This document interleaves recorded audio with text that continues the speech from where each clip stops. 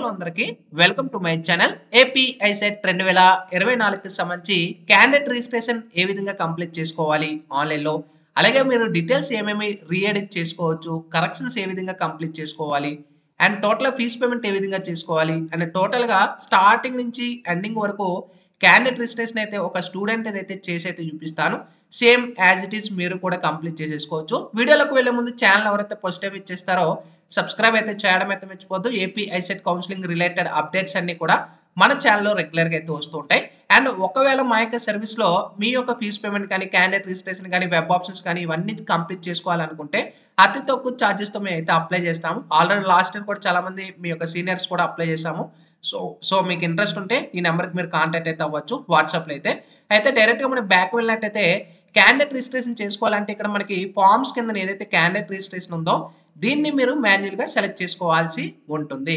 ఇక్కడ ఎంటర్ చేసుకున్న తర్వాత ఇక్కడ మీకు ఈ విధంగా ఇంటర్ఫేస్ అవుతుంది అనమాట. ఇక్కడ చూసుకోవచ్చు మీ యొక్క హాల్ టికెట్ నెంబర్ ఎంటర్ చేయండి, డేట్ ఆఫ్ బర్త్ ఎంటర్ చేయండి అని చూపిస్తుంది. నేను ఫర్ ఎగ్జాంపుల్ ఒక క్యాండిడేట్ నేను హాల్ టికెట్ నేను ఎంటర్ చేస్తున్నాను. అలాగే మీ యొక్క హాల్ టికెట్ నెంబర్ అనేది కూడా మీరు ఎంటర్ చేసుకోండి. నెక్స్ట్ డేట్ ఆఫ్ బర్త్ అనేది అడుగుతుంది. సో మీ యొక్క హాల్ టికెట్లో డేట్ ఆఫ్ బర్త్ ఉంటుంది కాబట్టి డేట్ ఆఫ్ బర్త్ ఎంటర్ చేసుకోండి. ఇక్కడ సబ్మిట్ ఏదైతే ఆప్షన్ ఉంటుందో దీన్ని క్లిక్ చేసిన వెంటనే ఈ విధంగా all uploads must be in PDF format, అలాగే uploading document size should be below 1 MB. మీ డాక్యుమెంట్స్ అనేది పీడిఎఫ్ ఫార్మేట్లో అప్లోడ్ చేయాలి.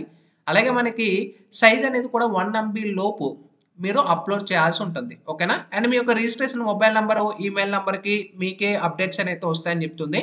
ఇంకా పైకి స్క్రోల్ డౌన్ చేసుకుంటే ఇక్కడ మీ నేమ్ చూపిస్తుంది. ఒకవేళ మీ నేమ్ మిస్టేక్ ఉంటే రీఎడిట్ చేసుకోవచ్చు. డేట్ ఆఫ్ బర్త్ మిస్టేక్ ఉన్నా రీఎడిట్ చేసుకోవచ్చు. అది మీకు చివరిలో చెప్తాను. ఒకవేళ ఫాదర్ నేమ్ చేంజ్ చేయాలనుకున్నా, అడ్రస్ చేంజ్ చేయాలనుకున్నా ఇవన్నీ కూడా చివరిలో మీకు చెప్తాను. ఓన్లీ మొబైల్ నెంబర్ మాత్రం అయితే మీరు చేంజ్ చేయలేరు, ఇదైతే ఫిక్స్ అనమాట.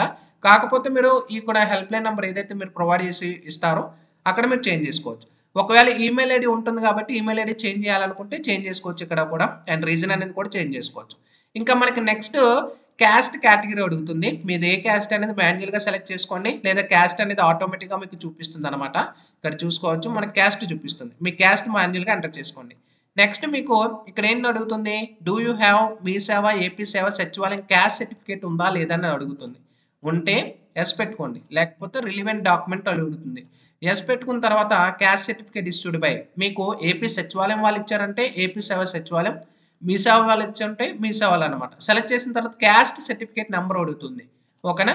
ఇప్పుడు నేను క్యాస్ట్ సర్టిఫికేట్ నెంబర్ ప్రొవైడ్ చేస్తున్నాను. ఒకవేళ వ్యాలిడ్లో ఉన్నది అనుకోండి నెంబర్ తీసుకుని ఇప్పుడు నేను ఎంటర్ చేస్తున్నాను. ఇక్కడ ఒక సర్టిఫికేట్ నెంబర్ ఎంటర్ చేస్తాను.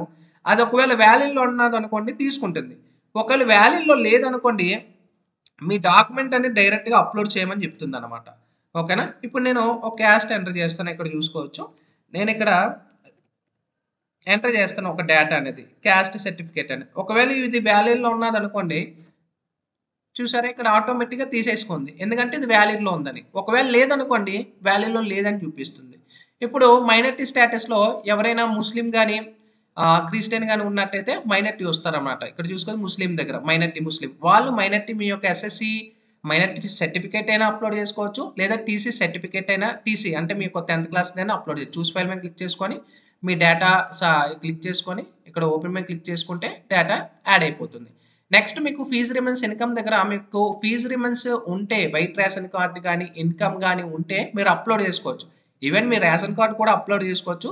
ఒకవేళ మీకు ఇన్కమ్ లేకపోయినా పక్షాన ఒకవేళ ఉంటే ఎస్ పెట్టుకోండి. మీ ఏపీ సచివాలయం ఏ సర్టిఫికేట్ అడుగుతుంది. ఒకవేళ మీ దగ్గర ఇన్కమ్ లేదనుకోండి నో పెట్టుకొని మీ యొక్క రేషన్ కార్డు ఇక్కడే చూసుకోవచ్చు. రేషన్ కార్డు కానీ రిలివెంట్ డాక్యుమెంట్ అప్లోడ్ చేసుకోవచ్చు. ఒకవేళ మీకు రేషన్ కార్డు ఇక్కడ ఇన్కమ్ ఉందనుకోండి ఇష్యూడ్ బై ఏపీ సచివాలయమా ఇక్కడ మీకు ఎవరు ఇచ్చారని అయితే అడుగుతుంది.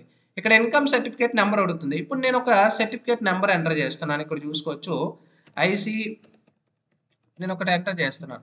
ఇప్పుడు ఇది వ్యాలిడ్లో ఉందా లేదు ఇక్కడ చూసుకోవచ్చు మనకి ఇది కరెక్ట్గా లేదని చూపిస్తుంది. ఇప్పుడు నేను మళ్ళీ ఎంటర్ చేస్తున్నాను. ఇప్పుడు చూసుకోవచ్చు ఇక్కడ వ్యాలిడ్ సర్టిఫికేట్ అంటే ఇది వ్యాలిడ్లో లేదు అని చూపిస్తుంది. ఇప్పుడు నేను చూస్ ఫైల్ మీద క్లిక్ చేసుకొని సర్టిఫికేట్ అనేది అప్లోడ్ చేసుకోవాలి, ఎందుకంటే అది వ్యాలిడ్లో లేదనేది. ఒకవేళ వ్యాలిడ్లో ఉందనుకోండి డేటా ఆటోమేటిక్గా ఇందాక మనకి క్యాస్ట్ ఎలా తీసుకుంది అలా తీసేసుకుంది అనమాట. ఇంకా స్పెషల్ కేటగిరీ అని చూపిస్తుంది. ఒకవేళ మీరు స్పెషల్ కేటగిరీ ఇప్పుడు ప్రెసెంట్ ఏమైనా ఉంటే మీరు చేంజ్ చేయాలనుకుంటే చేంజ్ చేసుకోవచ్చు. ఇది కూడా చివరిలో మీకు చెప్తాను. సో, స్టెప్ బై స్టెప్ అయితే క్లియర్‌గా చెప్తాను కాబట్టి వీడియో స్కిప్ చేయకండి దయచేసి ఎక్కడ కూడా. సో, ఎన్‌సీసీ మీ దగ్గర ఉంటే పెట్టుకోవచ్చు. చేంజ్ చేసుకోవచ్చు ఇవన్నీ. మీరు కౌన్సెలింగ్ అంటే రిజిస్ట్రేషన్ స్టార్టింగ్‌లో చేసుకొని ఉంటారు కదా! అప్పుడు చేసుకోలేని పక్షాన ఇప్పుడు మీరు చేంజ్ చేసుకోవచ్చు. నెక్స్ట్ మీ యొక్క degree or equivalent hall ticket number అడుగుతుంది. హాల్ టికెట్ నంబర్ ప్రొవైడ్ చేసుకోండి. ఎంత పర్సెంటేజ్ వచ్చేసిందనేది ఎంటర్ చేయండి. ఒకవేళ మాక్సిమం పర్సెంటేజ్ ఎంతో మీకు తెలీదనుకోండి ఎక్స్‌పెక్టెడ్ అయినా ప్రాబ్లమ్ లేదు. ఓకేనా? నెక్స్ట్ మీకు కన్సిడర్డ్ అయిన మార్క్స్ మెమో, డిగ్రీ సర్టిఫికేట్ అడుగుతుంది.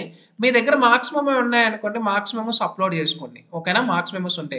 ఓకేనా? ఒకవేళ ప్రొవిజనల్ సర్టిఫికేట్ ఉందనుకుంటే చూసిపోయి డైరెక్ట్‌గా మార్క్స్ మెమోస్ కూడా అప్‌లోడ్ మార్క్స్ మెమోస్ ఏంటంటే మీ సెమిస్టర్స్ అన్నీ ఒక దగ్గర పెట్టేసుకొని, ఒక పీడీఎఫ్‌లో చేసుకొని చూస్ ఫైల్ మీద మీ సర్టిఫికేట్ అనేది అప్‌లోడ్ చేసేసుకోండి. ఓకేనా? గుర్తుపెట్టుకోండి. నెక్స్ట్ స్టెప్ ఏంటంటే ఎడ్యుకేషన్ డీటెయిల్స్. ఒకవేళ మీ యొక్క స్టడీలో ఏమైనా నేమ్స్ గాని మిస్టేక్ ఉంటే మీకు నెక్స్ట్ స్టెప్‌లో అయితే చేంజ్ చేసుకోవచ్చు అది కూడా. ఇక్కడ మీకు డీటెయిల్ చూపిస్తాయి. నెక్స్ట్ మనకి మీ యొక్క హైసెట్, హాల్ టికెట్ ఇవేమి కూడా మీరు చేంజ్ చేసుకోలేరు. నెక్స్ట్ మీకు మీ వెరిఫికేషన్ దగ్గర ఎలాంటి మిస్టేక్స్ లేవు. ఇప్పటి వరకు మీ డేటా ఏదైతే ఎంటర్ చేశారో ఎలాంటి మిస్టేక్స్ లేవు అనుకుంటే ఇక్కడ మీకు do you want to make any changes in the information provide ఏమైనా చేంజ్ చేయాలనుకుంటే యెస్ పెట్టుకోండి. ఒకవేళ ఎలాంటి చేంజ్ లేదు ఇది ఫిక్స్ అనుకుంటే నో పెట్టుకుంటే మీకు ఒక డిక్లరేషన్ ఫార్మ్ ఉంటుంది. టిక్ చేసుకొని మీకు ఇక్కడ హెల్ప్‌లైన్ సెంటర్ ఒకటి అడుగుతుందనమాట. ఓకేనా? ఇప్పుడు నేను ఇక్కడ ఒక సర్టిఫికేట్ నేను చూజ్ చేస్తాను. చూజ్ చేసిన తర్వాత అప్‌లోడ్ చేస్తే ఇప్పుడు మనకి ఇక్కడ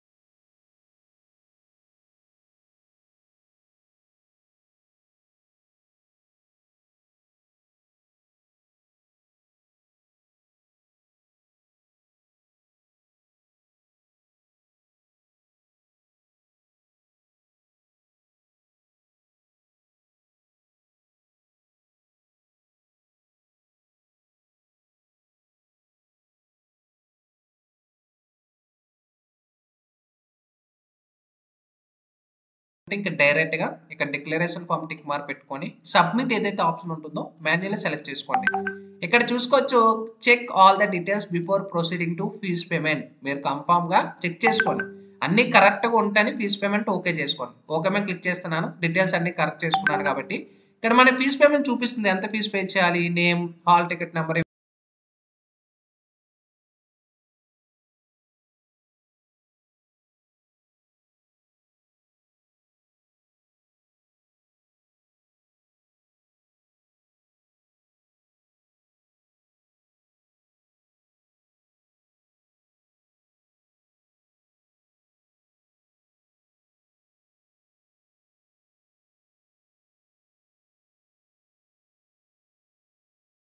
తర్వాత ఇక్కడ నేను ఒక కార్డ్ డీటెయిల్స్ అయితే ఎంటర్ చేస్తున్నాను. ఎక్స్పైరింగ్ డేట్ అడుగుతుంది. ఎక్స్పైరింగ్ డేట్ ఎంటర్ చేస్తారు. నెక్స్ట్ సివివి అనేది అడుగుతుంది. నా యొక్క సివివి నేను ఎంటర్ చేస్తున్నాను. పే నౌ మీద క్లిక్ చేసుకుంటే ఇక్కడ మన ప్రొసీడ్ అనేది డైరెక్ట్ పేమెంట్ ప్రొసీడ్ వెళ్తుంది. నెక్స్ట్ మీకు వన్ టైం పాస్వర్డ్ అనేది కూడా రావడం అయితే జరుగుతుంది. దేనికైతే మీకు లింక్ అయ్యి ఉంటుందో నేను లింక్ అయిన దాన్ని నేను ఎంటర్ చేస్తాను. సబ్మిట్ ఏదైతే ఆప్షన్ ఉందో దీన్ని క్లిక్ చేస్తారు. ఓకేనా, ఒక 1 or 2 minutes వెయిట్ చేయండి. పేమెంట్ అయ్యే వరకు అది కంప్లీట్ అయిందా లేదా అనేది కరెక్ట్గా చెక్ చేసుకోండి. ఓకేనా, ఇక్కడ చూసుకోవచ్చు పేమెంట్ అయిపోయింది. పేమెంట్ అయిపోయింది. పేమెంట్ డేట్ చూపిస్తుంది. వెరిఫికేషన్ ఇక్కడ ఎంత అమౌంట్ నేను పే చేశాను ఇవన్నీ కూడా ప్రింట్అవుట్ అనేది కూడా తీసుకొని పక్కన పెట్టుకోండి. అంతా పేమెంట్ అయిపోయిన తర్వాత నెక్స్ట్ మీరు బ్యాక్ వెళ్ళి పేమెంట్ అయిందా లేదా పేమెంట్ స్టేటస్ చెక్ చేసుకోండి. ఇక్కడ పేమెంట్ స్టేటస్ చెక్ చేసుకోండి. ఇక్కడ మీ payment hall ticket number date of birth check చేసుకొని సబ్మిట్ మీద క్లిక్ చేసుకుంటే మీ పేమెంట్ అయ్యిందా లేదని చూపిస్తుంది. అండ్ నెక్స్ట్ మీ యొక్క అప్లికేషన్ ఫామ్ అనేది కూడా ఒకవేళ మీ దగ్గర ప్రింట్ రాకపోతే ఇక్కడే మీరు డైరెక్ట్గా ప్రింట్అవుట్ తీసుకోవచ్చు. ఓకేనా, ఇక్కడే మీరు డైరెక్ట్గా ఇప్పుడు నేను ఎంటర్ చేస్తున్నాను. ఇక్కడ నేను హాల్ టికెట్ నెంబరు అలాగే మనకి ఏదైతే డేట్ ఆఫ్ బర్త్ ఉందో మీకు ప్రింట్ చూపించాలి కాబట్టి చూపిస్తున్నాను ఏ విధంగా ఉంటుంది అనేది కూడా.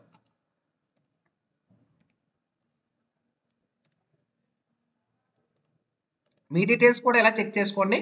అండ్ ఒకవేళ మీరు ఫీజ్ పేమెంట్ చేసేటప్పుడు ఏమైనా ఫెయిల్ అయ్యి ఉంటే వితిన్ 7 వర్కింగ్ డేస్లో మ్యాక్సిమం క్రెడిట్ అవుతుంది. ఎవరు కూడా వర్రీ పడద్దు. అండ్ పేమెంట్ మీరు తిరిగి పేమెంట్ చేసేసుకోవచ్చు. ఇక్కడ సబ్మిట్ మీద క్లిక్ చేస్తున్నాం. ఇక్కడ చూసుకోవచ్చు నా యొక్క అప్లికేషన్ ఏదైతే నేను సబ్మిట్ చేశానో ఈ application has been register successfully under వెరిఫికేషన్లో ఉంది. ఓకేనా, వెరిఫికేషన్ అయిపోయిన తర్వాత you are eligible for web option చూపిస్తుంది. ఒకవేళ ఎలిజిబుల్ ఏమైనా సర్టిఫికేట్స్ ఫెయిల్ అయ్యి ఉంటే రీ అప్లోడ్ అని చూపిస్తుంది. డీటెయిల్స్ అన్ని చూపిస్తాయి. ఇక్కడ మన ఫీజు రిమైన్స్ ఇన్కమ్ ఎలిజిబిలిటీ ఉందా లేదా అని చూపిస్తుంది. ఇక్కడ నో పడినా కూడా మీరు అప్లోడ్ చేసి ఉంటే భయపడవద్దు. వెరిఫికేషన్ అయిపోయిన తర్వాత ఎస్ కింద చేంజ్ అవుతుంది అనమాట. ఇక్కడ డైరెక్ట్గా నా డేటా సర్వీస్లో ఉంది కాబట్టి చూపిస్తుంది ఎస్ అని. డీటెయిల్స్ అన్ని కూడా ఈ విధంగా ఉంటాయి. ఇది కూడా ప్రింట్ అవుట్ తీసుకోవచ్చు. సో ఈ విధంగా మీరు ఫీజు పేమెంట్ కానీ అండ్ టోటల్గా మీ యొక్క ఏపీఐ సెట్ రిజిస్ట్రేషన్ కానీ ఈ విధంగా సింపుల్గా మీ అంతటి మీరే కంప్లీట్ చేసేసుకోవచ్చు ఎలాంటి ప్రాబ్లం లేకుండా. ఇంకా మీకు ఏమైనా డౌట్స్ ఉంటే ఐసెట్ రిలేటెడ్గా కామెంట్ సెక్షన్లో తెలియజేయండి. Sign up bye friends, thank you.